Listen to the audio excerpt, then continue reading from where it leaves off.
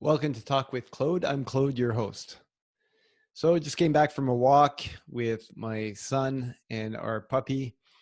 Met a few people along the way, just walking out by the green belt there in the flats. And I must say, for the most part, people are acting like they should, doing this social distancing or whatever they're calling it now, physical distancing. Um, Things are quiet in town. I think we're looking pretty much at best case scenario upon people acting voluntarily. A lot of people have voluntarily closed their businesses. Um, Lots of good things happen. The communities come together to really help each other out, protect the people that are most vulnerable. Um, but there's two camps that I have to criticize. So there's a camp that isn't taking this seriously for whatever reason. Maybe, um, if you're in that camp, maybe you think that it's all a hoax, that there is no virus or that the virus isn't harmful. That's fine. You're entitled to think that.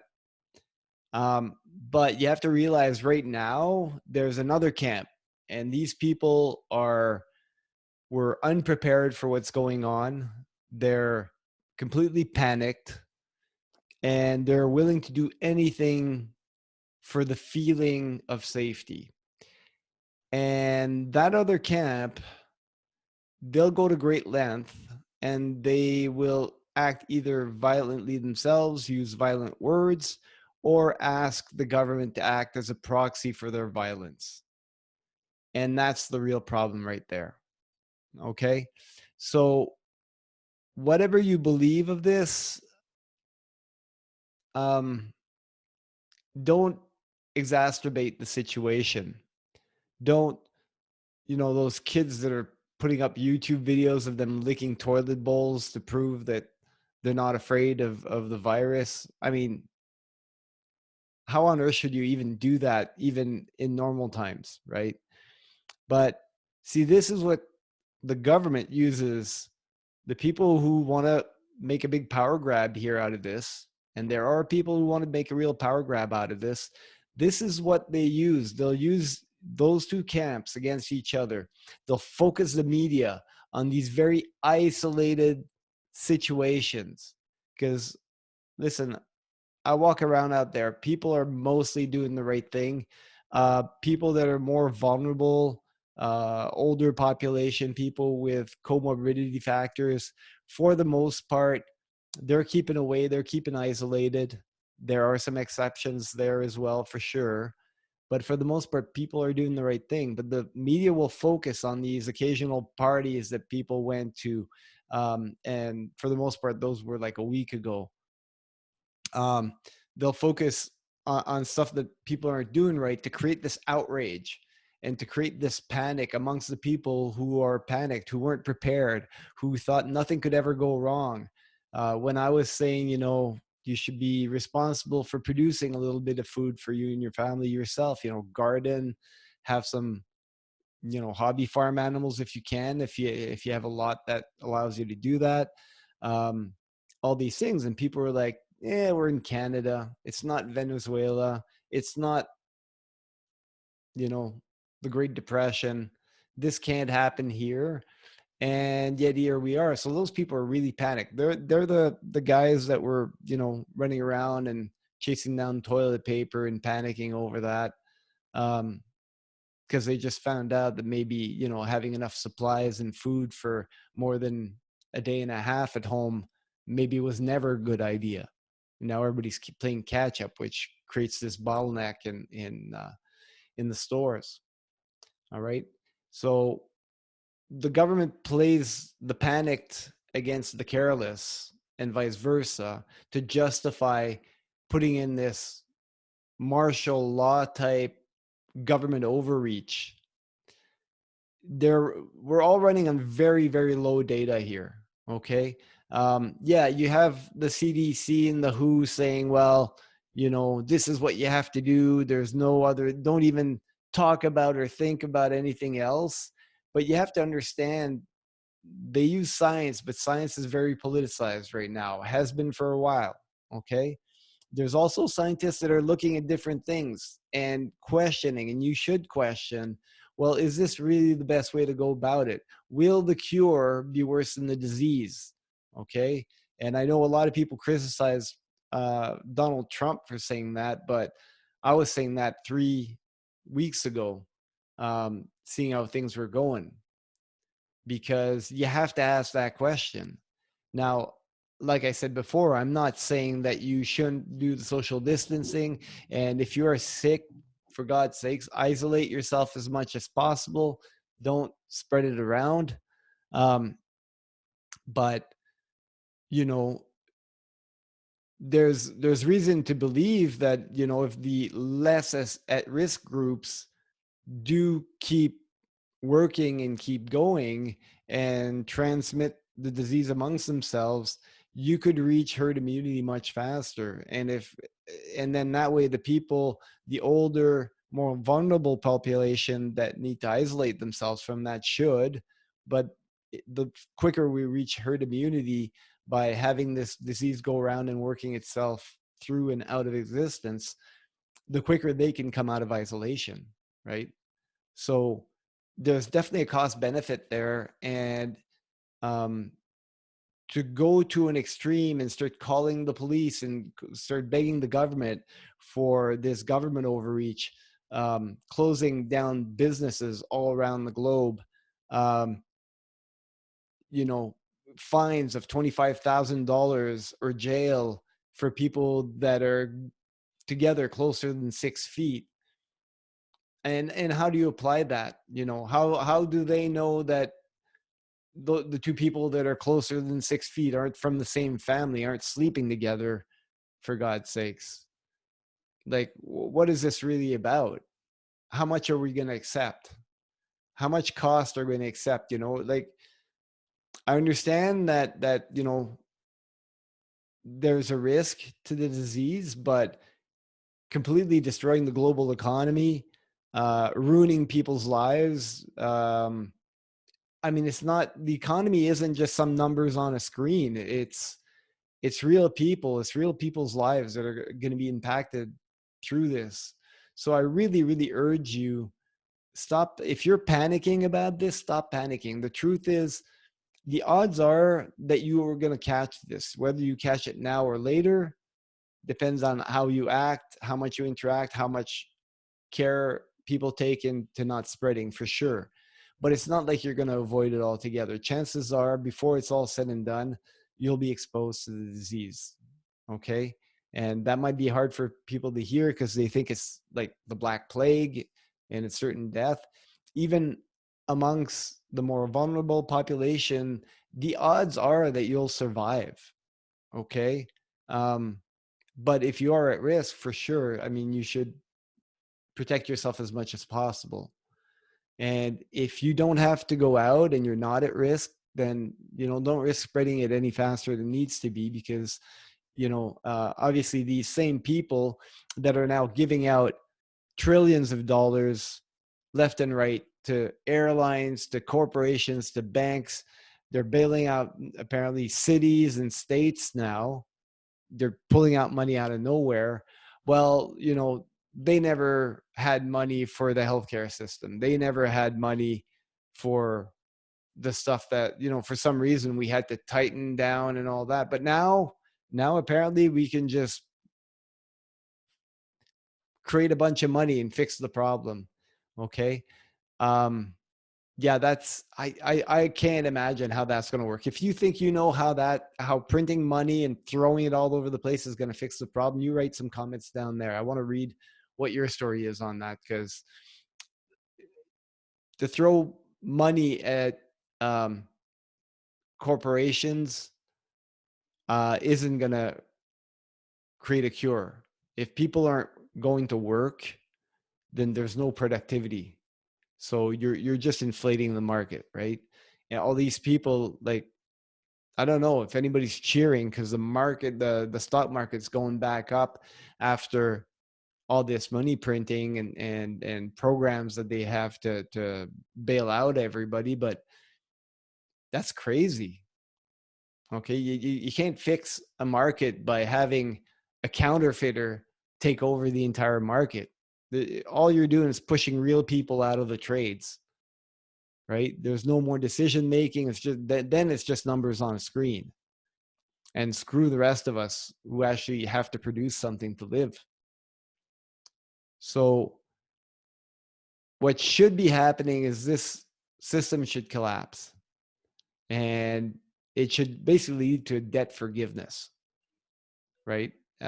History is replete with situations where the debt is gotten so huge and so pervasive everywhere between big corporations, cities, states, um, individuals, families, anything you want. Everybody's just so loaded in debt that the system can't function anymore. This is where we were before the virus came out.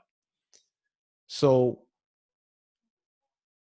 to just create more debt by having a counterfeiter, which is basically the central banks of the world, just print a bunch of money and then lend it at low interest rates, isn't going to fix the problem. I mean, if they succeed in what they're doing, the best they can do is push it further down the road.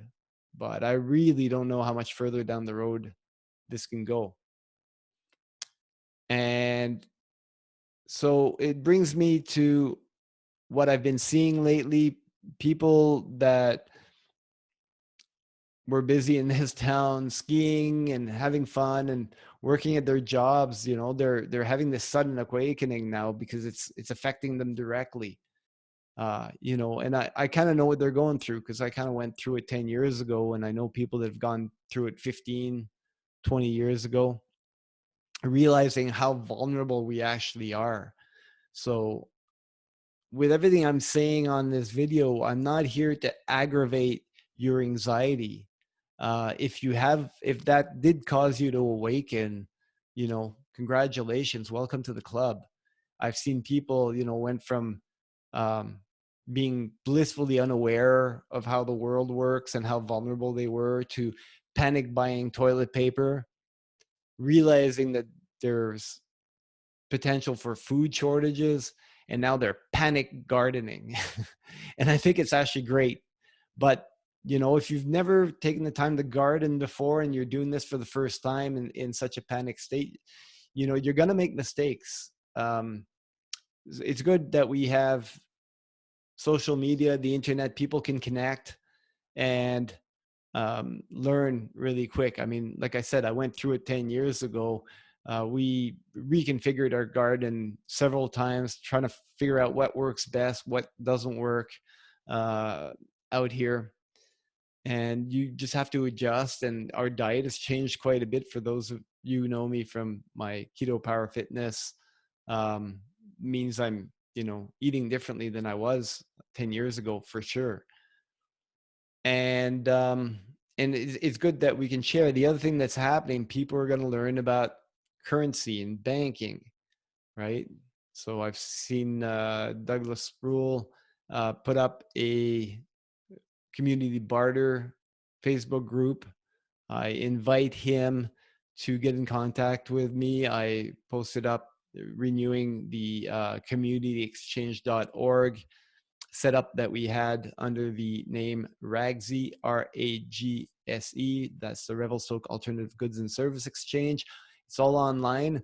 It's based on a computer platform, an internet platform that was created in South Africa a number of years ago. It works exceptionally well. I'll put the link below as well if you want to start that in your own community. Great way to exchange. There's multiple possibilities for exchange, from barter to local currency to trade for free and everything in between. So you should really check that out. Now, its effect will be limited as well, same as dumping a whole bunch of money in the economy, if people can't go back to work. Okay, this is why I really encourage you to step away from your panic. Stop encouraging the police state to fine people and throw people in jail, and do something productive. Don't stand at your window looking what your neighbor is doing right or not right. He's got his life to live. You've got yours.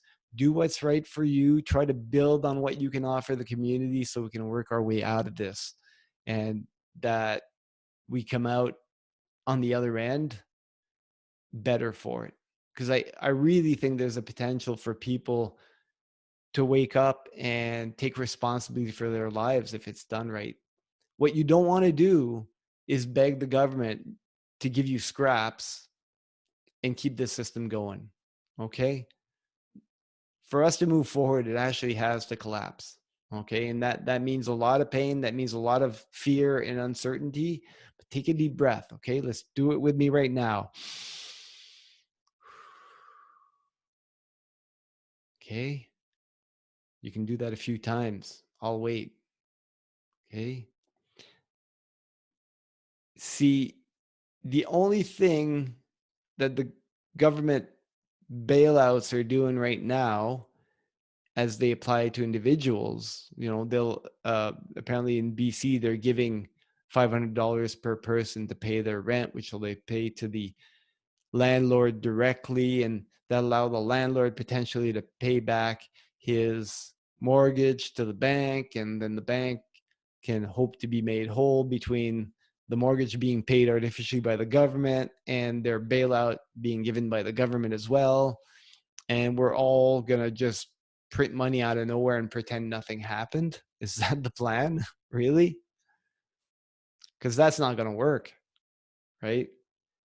How do you go back afterwards and tell people as a government official and keep a straight face and tell people that, well, we've got to cut in city services and we've got to cut in healthcare, when they watch you give trillions of dollars to corporations that aren't even operating because everybody's staying home right now? And you look at the airline industry and the hotel industry, like even after they allow people to go back to their real lives, how are those businesses really going to function? It's not like people are just going to go out now and travel all around the world and pretend like nothing's happened, right? So you can't fix it that way. Okay, this event here will leave a multi-generational scar. I think it's been made worse, not better, by the drastic measures and the social engineering that we've given into based on not a whole lot of data. Now we're kind of stuck with it. So let's not make it worse. Okay. Let's not spread this disease and have a Great Depression and disease infestation and a medical system that can't keep up with the sick. So learn personal responsibility, responsibility for yourself, responsibility for your family, and start to think of how you can start to take responsibility for your community as well, and reach out to the people who need it and start to rebuild with the people that sorry, that are at that stage now where they're seeing what needs to be done, and they're going to regroup and start doing it and start preparing for darn good gardening season, whatever form it takes. That people are growing food or having chickens or other animals. Don't be that stick in their wheel because that scares you that there's like going to be a couple of miniature goats beside your place. All right, don't give in to fear. Fear will make things worse. I mean, if there's one message I want you to take from what I'm filming now, from this video, is fear will make things worse. Take a deep breath. You got this. Okay. I'm watching the majority of people are doing the right thing. There's no need to panic over isolated cases of people walking 4 feet beside each other instead of 6 feet, or gathering in numbers that you don't find appropriate. Educate, request, don't panic, move on. Okay. This virus is going to do what this virus has to do, and you need to do what you need to do. Okay, you don't need to use violence directly or use the government to deal the violence that you want to deal on to others. And I'm seeing some pretty nasty comments about people wanting the government to lock people up and stuff like that. You don't want that. You don't know what the fire you're playing with here. All right. The most of you listening to this haven't been in a society where that's the norm. Okay. And we don't want to see that, because once you give the government the power to overreach, it doesn't get given back. They'll keep that power. They'll remember how easy it was to acquire it. Okay. It's like negotiating with a terrorist, right? You don't negotiate with a terrorist, because when you negotiate with a terrorist, what you get is more terrorism, because they know it works and they get their way. Same thing with this.